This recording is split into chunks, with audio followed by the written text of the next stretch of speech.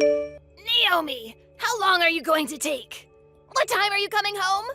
What are you doing with Skylar? It's already this late.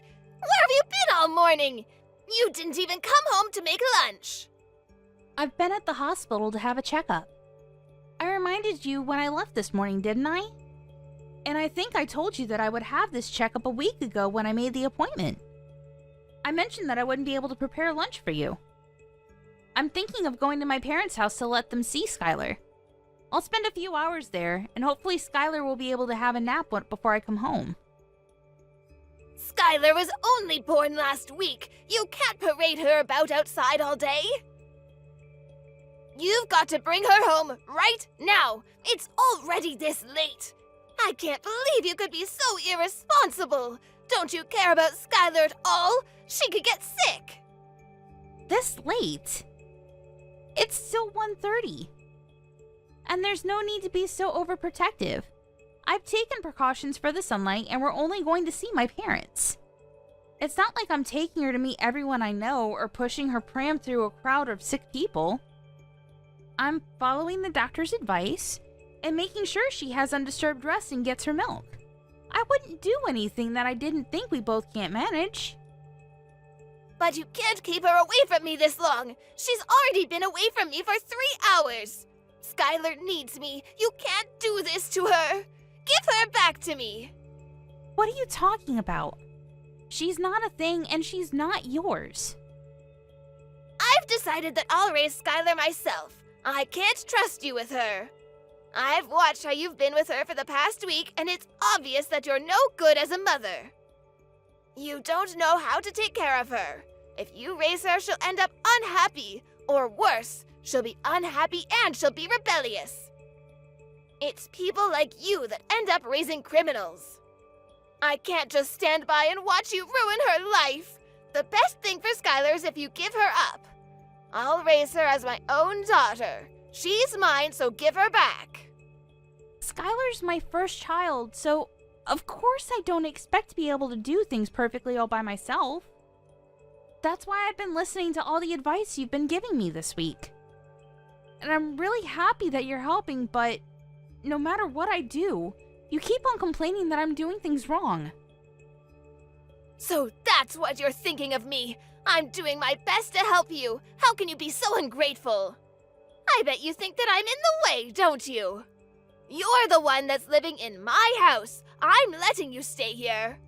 I'm providing the roof over your head, and I don't even ask for rent. I've done so much for you, and this is how you repay me? This is why I never approved of Daniel marrying a woman like you. You were the one that asked that we move in with you.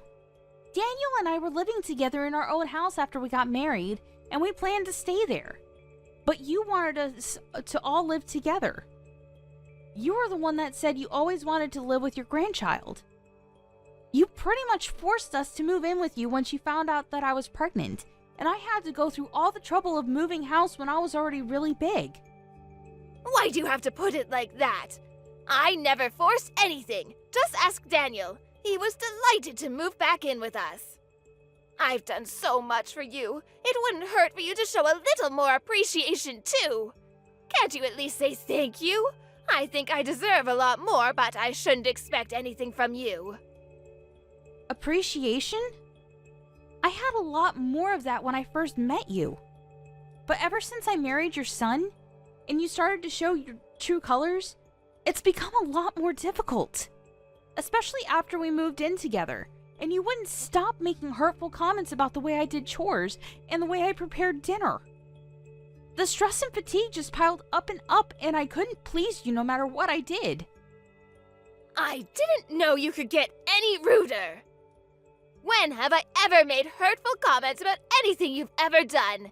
If I've made comments, it's just because I'm giving you advice as your senior in life. If you think I've been hurtful, it's because you're trying to make me out as the bad person in this story. I'm an adult too. I understand the difference between advice and sarcastic, backhanded comments. And it's not just those comments. You don't like the food I make, even though I've done my best to follow your recipes. And if you really don't like my cooking, then you can always make your own. But you insist on having me prepare your serving too. And sometimes you throw it all away right in front of me. It's not just insulting, it's wasteful. Did you really think that I could just brush that off as advice? I don't understand how you could do something so mean just for the sake of showing me you don't like my cooking. I threw it away because it didn't taste good. What's the problem? Did you really think that it was good enough to serve to Daniel and my husband? Nobody would want to eat something disgusting like that, so I saved them the trouble. I just did what they would have wanted to do anyway. If anything, you should be thanking me for not letting them eat something as horrible as that slop you call food. That's what I'm talking about. In the past few months we've spent living together, you've never eaten my food without making a face, a comment, or throwing it away. On top of that, you were making me do all of the housework right up until the birth. I couldn't have a moment's rest while you were around, even though my back hurt and my feet hurt and I was so tired. Even when my contractions started and I was begging you to call for an ambulance because Daniel was out, you wouldn't call and told me that I was overreacting. I couldn't even get to the phone myself. I thought I was going to give birth right where I was.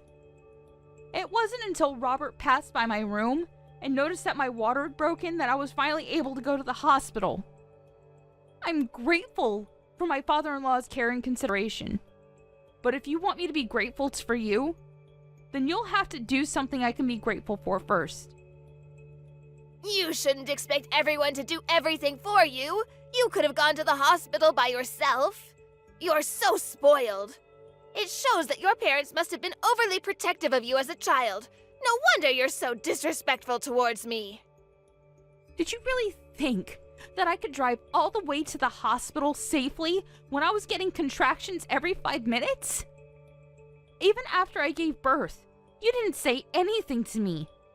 You didn't ask me how I was doing. Not even a word about how well I had done, even though I was in labor for 15 hours. I was too busy thinking about Skylar. What did you expect? My first and only priority was the baby. So what if you gave birth? It's nothing special. I gave birth too, and you don't see me begging everyone for praise and compliments. I didn't expect you to compliment me. But I think anybody would be happy to hear something from family. And anything would have done. And I'd like to remind you that I was only discharged from the hospital a week ago. I've been waking up over and over in the middle of the night to feed Skylar. I haven't had any sleep at all this past week. I'm still trying to get used to a lot of new things, a lot of new emotions, and a new sleep routine. And I'm literally all over the place. But you're still making me do all the housework.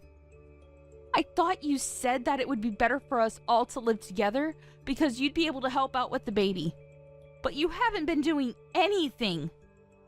Even though Daniel and his dad say that I don't have to do anything, to rest when I can and not to push myself too hard, I have to do everything while they're at work because you won't do anything. Oh, you really are spoiled. You are the one that married my son, not the other way around. What's the point in having you here if you're not going to do the chores? You can't seriously think that you can spend your days just laying around doing nothing. You're being childish if you think that's how things work just because you've moved in with us. I'm here to be with Skylar, not with you. And you shouldn't expect everyone to be nice and kind to you just because you've given birth. So what? That doesn't change anything. You're sorely mistaken if you think you get to slack off just because you've had a baby. The only one we all care about is Skylar. I couldn't care less about you, and nobody else does either. We only need Skylar. I can't believe you're not gonna even bother to hold back your punches. I take it you mean that there's no use for me at your house if I'm not going to do all of your housework for you? That's right. I'm glad you finally understand. We only need Skylar to make us happy. I don't need a rude, disrespectful, annoying daughter-in-law like you around the house if you're not even going to do what you're here for.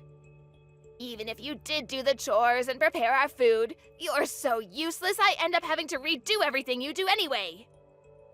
You're just wasting my time, and having you here is a waste of space too, so we don't need you here. So you think I'm rude and useless. All right. What, am I wrong? I don't think I said anything you couldn't understand. I made it quite clear. We don't need you in this house. To be honest, I'd prefer if you'd leave as soon as possible and never come back. You don't have to worry about Skylar, she'll be in good hands. We'll raise her without you. I think that's best for her as well. She doesn't need a useless woman like you as her mother. I just want to check. If you want me to leave, then that means you don't want to live with me, doesn't it? How many times do I have to tell you?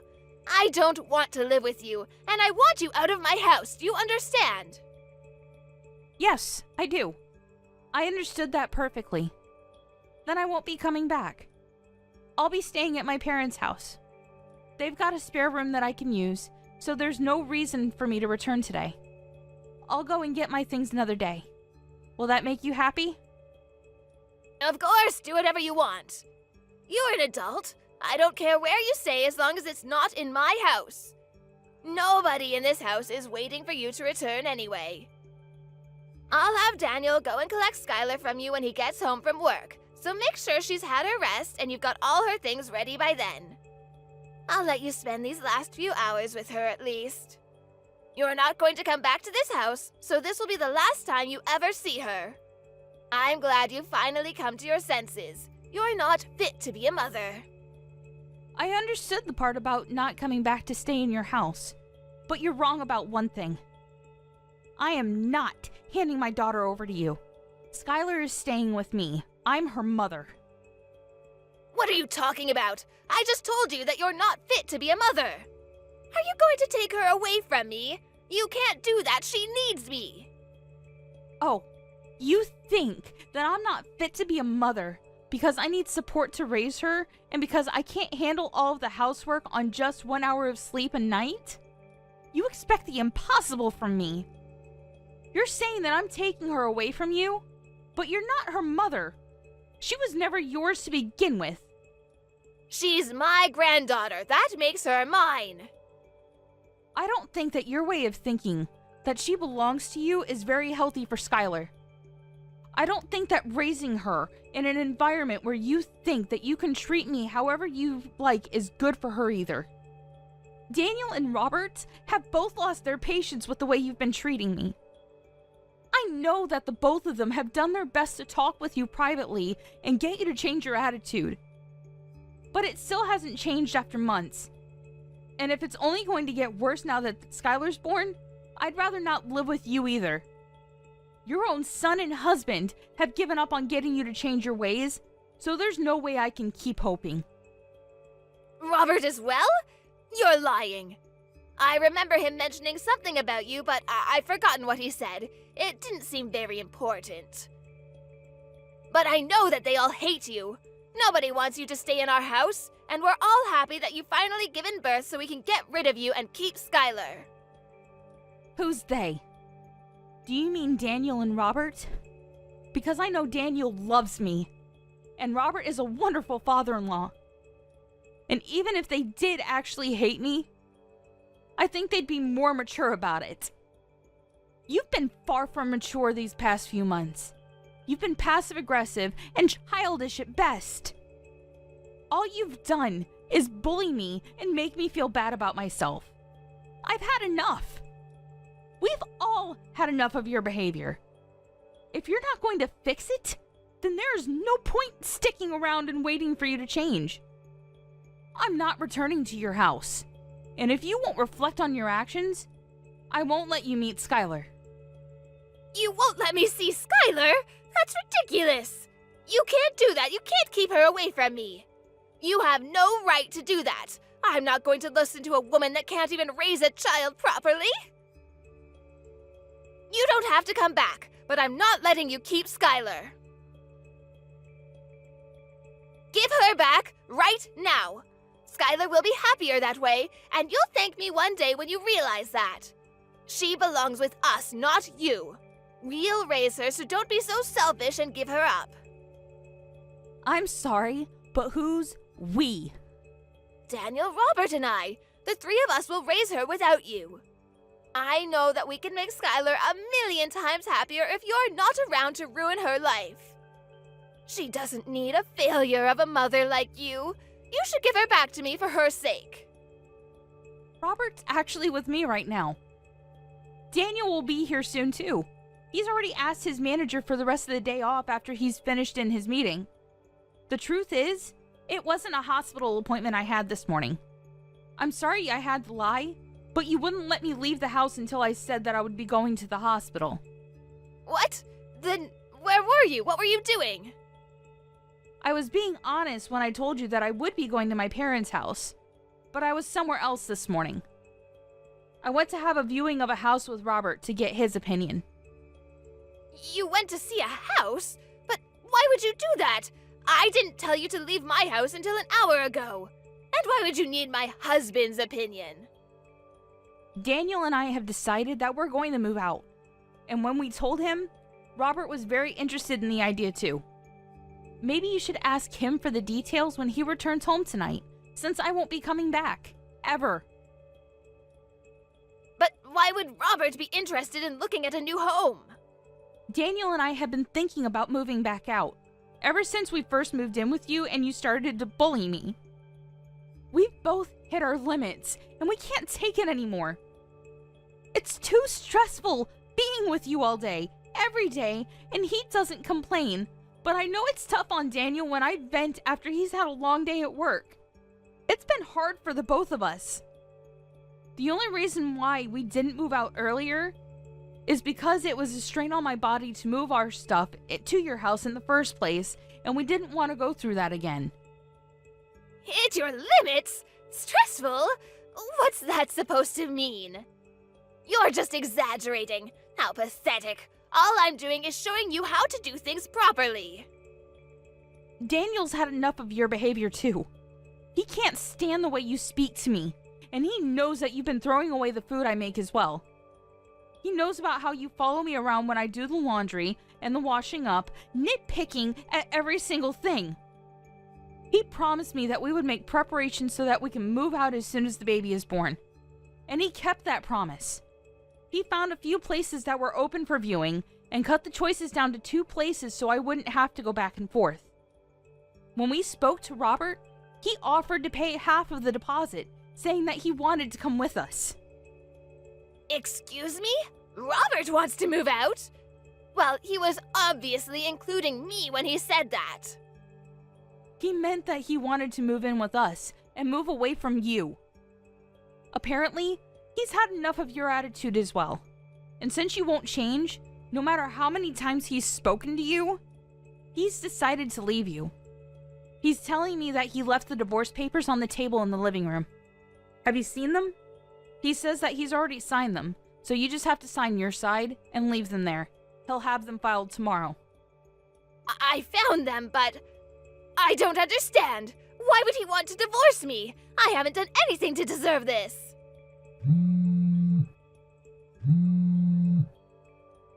Answer the phone! I want to speak to my husband! He's with you, isn't he? Let me talk to him. I can't trust a word you say. Why would I lie? Those papers have already been signed, haven't they? I wouldn't fake his signature just to trick you. Robert says that he'll talk to you when he gets home, but that he's already made his feelings clear in past conversations. You just haven't been listening to him properly. Anyway, we're busy getting our new home ready. Could you wait until later? I don't understand why Robert and Daniel have to move away too. I only said that you don't need to come home. What about me? What am I supposed to do? They can't leave me here by myself? Robert says that he'll give you that house in the divorce. He has no need for it if he's moving in with us, and he doesn't want you causing us trouble just because you can't find a new home for yourself. You're lucky he's being so generous. Daniel and I have no intention of living with you ever again. And of course, we're not going to give you our daughter. Robert's decided that he wants a divorce, and that he doesn't want to live with you anymore. I think that explains everything you want to know. What about me? I'm going to live here all by myself? You're not making any sense. Why can't I come with you? Weren't you listening to what I said? We've told you over and over that the way you've been treating me is unacceptable. We wouldn't have had to do this if you had fixed up your attitude and stopped behaving so immaturely. If you had listened to your own husband's warnings and your son asking you to stop treating me so horribly, we would have never decided to move out.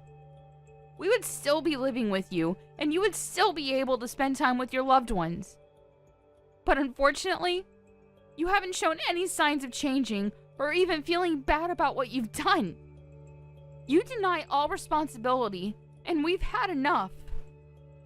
Because of your selfishness, you'll have to spend the rest of your life all alone. What about Daniel? What does he think? He can't be serious about leaving his own mother all alone. I raised him. He's better than that. He would never abandon me like this.